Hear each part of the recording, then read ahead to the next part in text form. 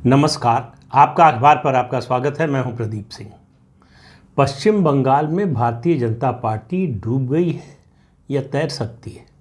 Bharatiya Janata party 2019 की अपनी performance, Lok Sabha चुनाव की बात कर रहा हूं, उसको 2024 में दोहरा पाएगी या नहीं दोहरा पाएगी? वो 2021 में जो विधानसभा की परफॉर्मेंस थी, जो वोट शेयर के संदर्भ में मैं कह रहा हूँ, उसको क्या रिटेन कर पाएगी, नहीं कर पाएगी? 2021 के विधानसभा चुनाव के बाद भारतीय जनता पार्टी पश्चिम बंगाल में कमज़ोर हुई है, मजबूत हुई है या उसी स्थिति में है? क्या परिवर्तन आया है, इसके बारे में बात करेंगे। ये ऐसा प्रश्न है जो बहुत से लोगों के मन में है। जो भाजपा के समर्थक हैं उनके मन में ज़्यादा है, जो भाजपा के विरोधी हैं उनके मन में कम है।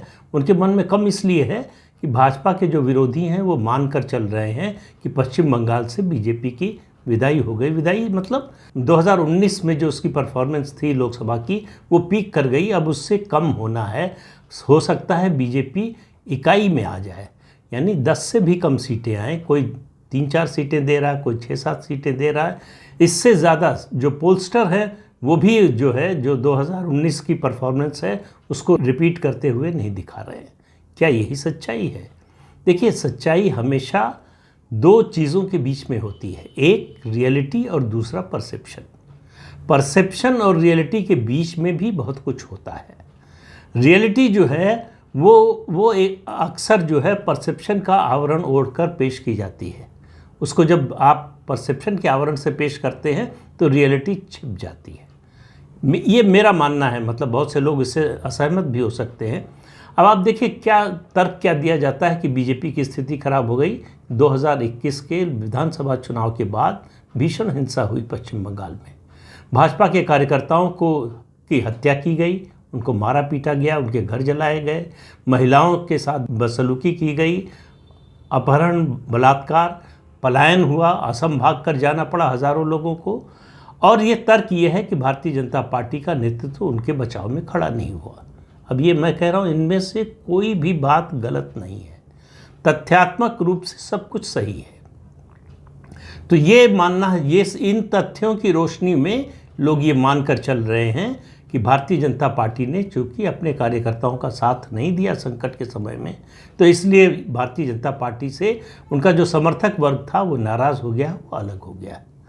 और इसका उदाहरण दिया जाता है कि पंचायत चुनाव में ऐसा हुआ, उसके बाद जो बाई इलेक्शन हुए विधानसभा की सीटों के और लोकसभा सीटों के, उसमें जो बीजेपी की परफॉर्मेंस इतनी ख़राब रही, उसका उदाहरण दिया जाता है। लेकिन देखिए, बाई इलेक्शन और जनरल इलेक्शन ये दोनों बिल्कुल अलग अलग जो है बॉल गेम होते हैं, उनकी तुलना नहीं की जा सकती। कई बार इंडिकेशन होता है, ये सही बात है, लेकिन यही अंतिम सत्य है, ऐसा नहीं होता है। अब आप देखिए, जो लोग कहते हैं कि कार्यकर्ताओं की हत्या हुई, केंद्र की सरकार ने कुछ किया नहीं, केंद्र की सरकार क्या करेगी? केंद्र की सरकार के हाथ में है 356 का हथियार, यानी राज्य सरकार को बर्खास्त करके राष्ट्रपति शासन लगा दे।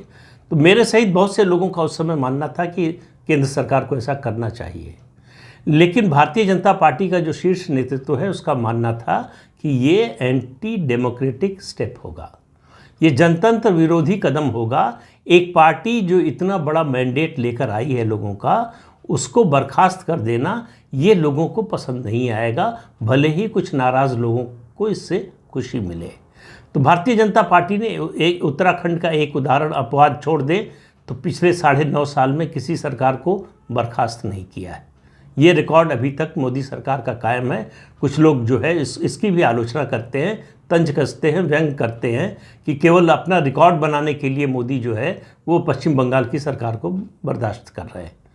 लेकिन मेरा एक सवाल है ऐसे लोगों से कि जब 1998 से 2011 तक ममता बनर्जी अकेले पश्चिम बंगाल में माकपा की, यानी मार्क्सवादी कम्युनिस्ट पार्टी के अत्याचार से, उनकी हिंसा से, उनके दमन से लड़ रही थी, तो कौन सी केंद्र सरकार उनके साथ थी?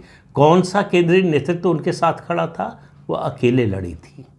यही बात उनसे केंद्रीय गृह मंत्री अमित शाह ने अपने कार्यकर्ताओं से, नेताओं से चुनाव के बाद, जब वो काफ़ी लंबे समय बाद पश्चिम बंगाल गए, तो उनसे कहा कि केंद्र के भरोसे मत रहिए, अपनी लड़ाई आपको खुद लड़नी है, और अपनी लड़ाई लड़ने की ताकत अगर नहीं आएगी तो कुछ होगा नहीं। उसके बाद नबन्ना पर एक विरोध हुआ भारतीय जनता पार्टी का, विधानसभा चुनाव के बाद सबसे बड़ा कार्यक्रम था और उसको बहुत बड़ी सफलता मिली, जनता का साथ मिला।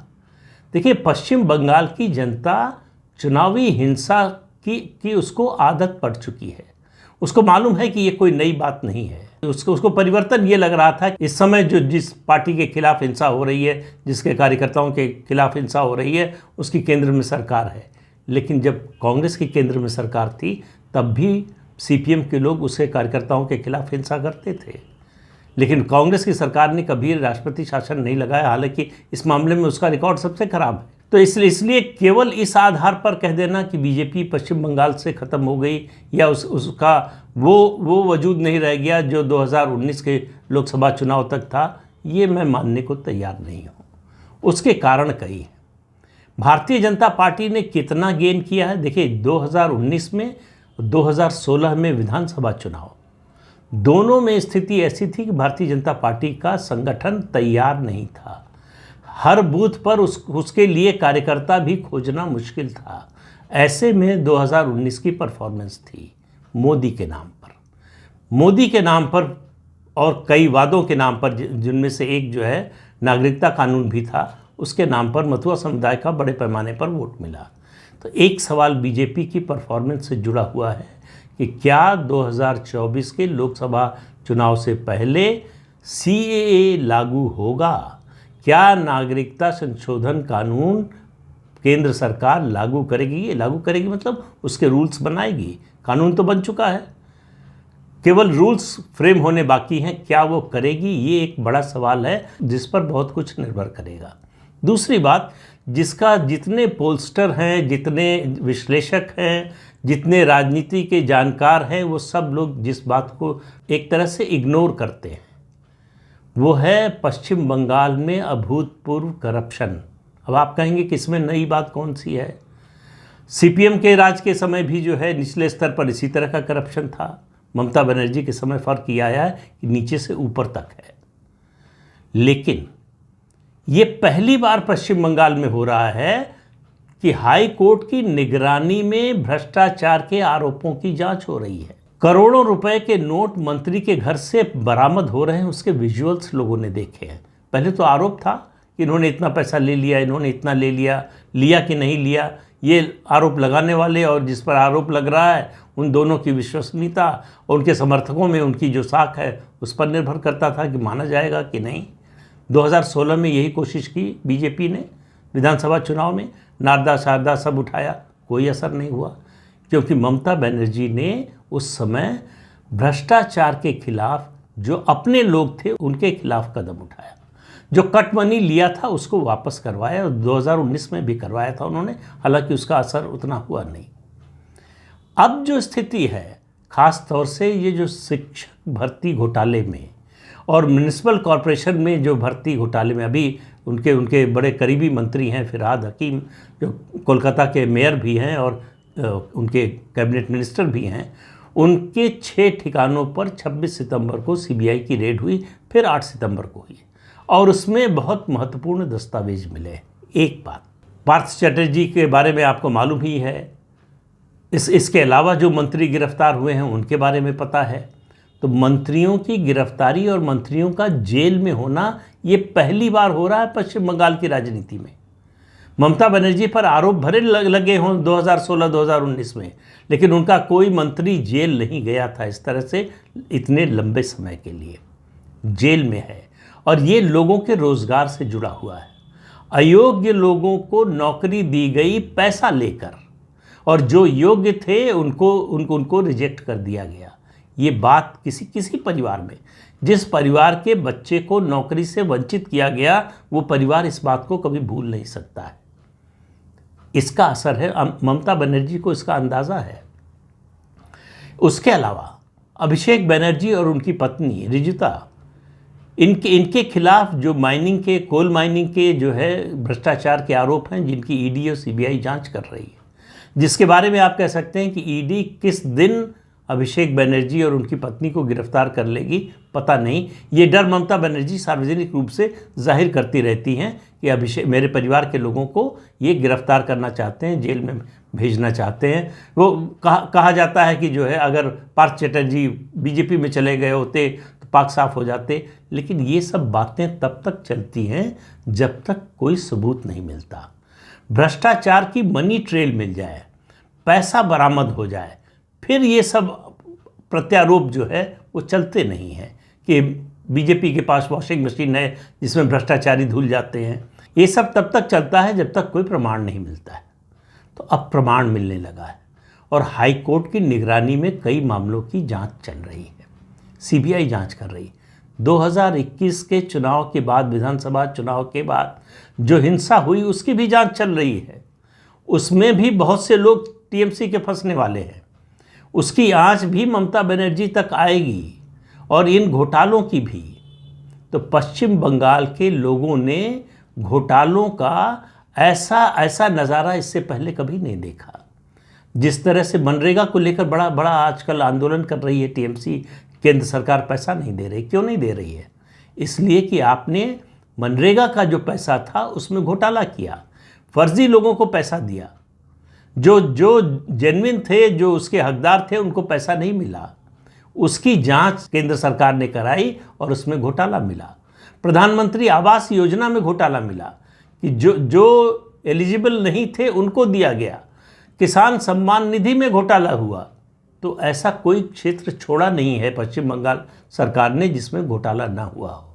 और ये मानना कि जो है कोर्ट में है, सीबीआई ईडी जानती है, आम आदमी को पता नहीं है। मैं बार बार कहता हूँ, भ्रष्टाचार का मामला ऐसा है जिसमें लोग कोर्ट के फैसले का, अदालत के फैसले का, जांच एजेंसी की जांच के नतीजे का इंतज़ार नहीं करते, अपनी एक धारणा बना लेते हैं कि ये हो रहा है या नहीं।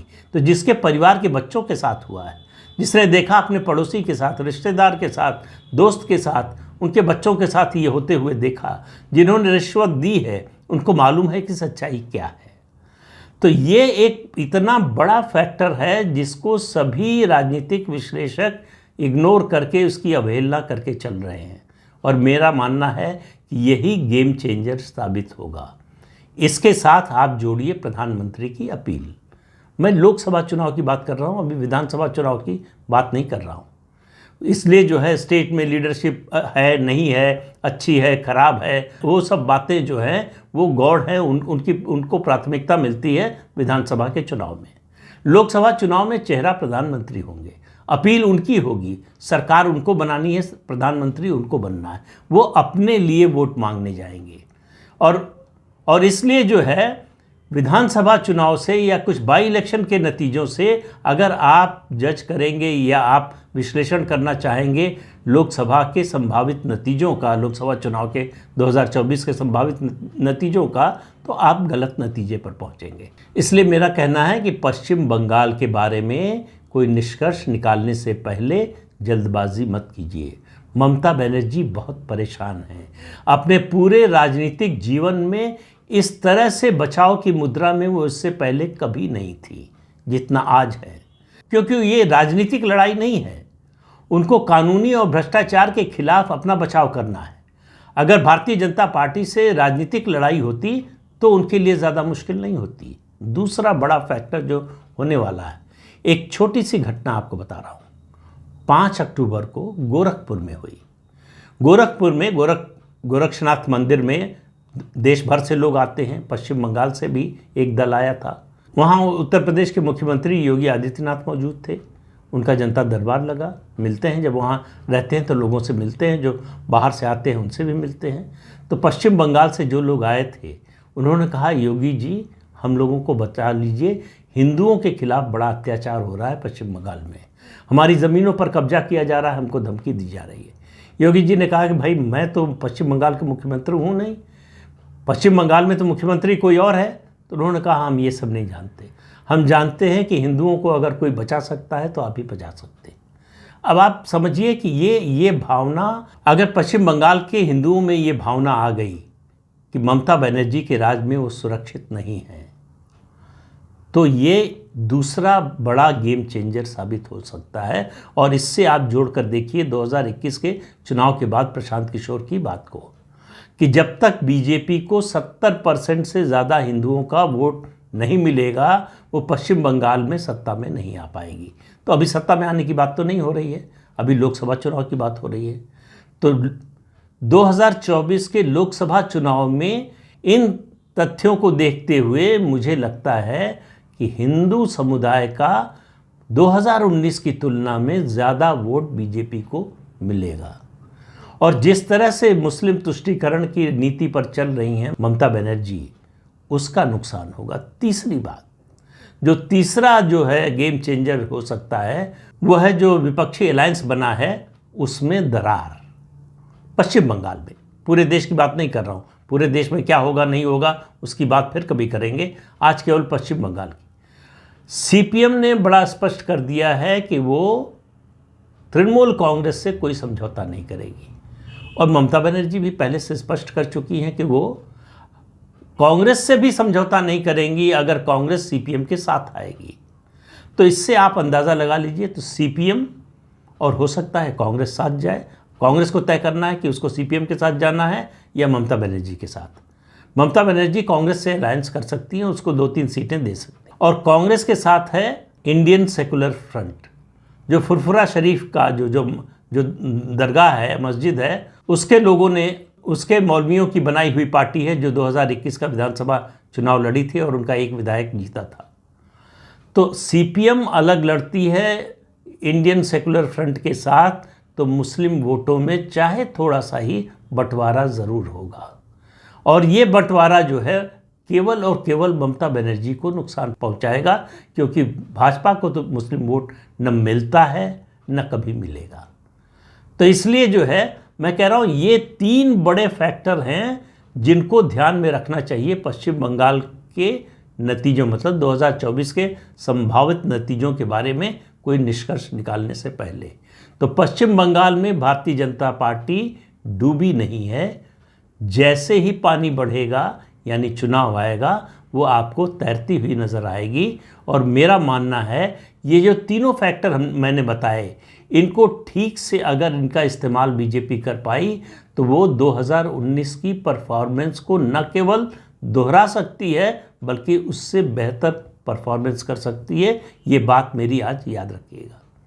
तो इस अंक में इतना ही, अगले अंक में फिर मिलेंगे किसी नए मुद्दे के साथ। तब तक के लिए अनुमति दीजिए। आपसे अनुरोध है कि ये चैनल देखिए, शेयर कीजिए, लाइक कीजिए और सब्सक्राइब ज़रूर कीजिए। नमस्कार।